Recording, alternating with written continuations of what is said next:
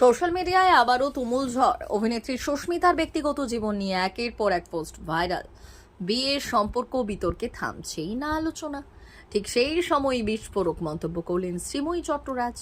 Social media নর্দমা হয়ে গেছে, কিন্তু এখানেই সমর্থনের বদলে উল্টে শুরু হলো কটাক্ষ, ট্রোল, আক্রমণ। প্রশ্ন উঠছে, ব্যক্তিগত জীবনে মতামত দেওয়ার অধিকার কার?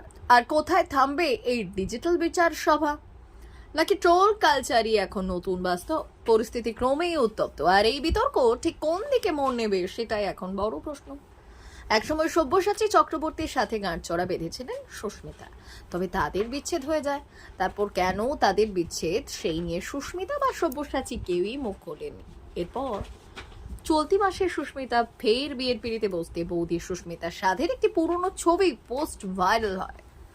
এরপর তাদের মধ্যে নানা সমস্যা শুরু হয়, তা নিয়ে একটি লাইভও করেন। এরপর সব্যসাচীর পরিবার ও তার দাদা সুস্মিতার বিরুদ্ধে নানা অভিযোগ আনেন, আর এই নিয়ে সোশ্যাল মিডিয়া রীতিমতো সরগরম হয়ে ওঠে।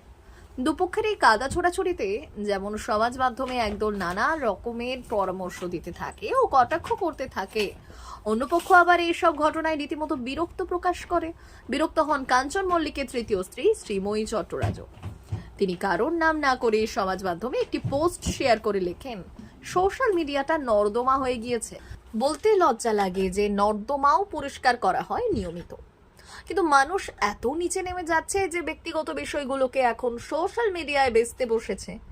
আর কিছু কিছু অমানুষ আছে যারা এমন ভাব করে যে সোশ্যাল মিডিয়ার বিচারক তারা। নোংরা জিনিসগুলো নিয়ে তারা আবার মন্তব্য পেশ করছে।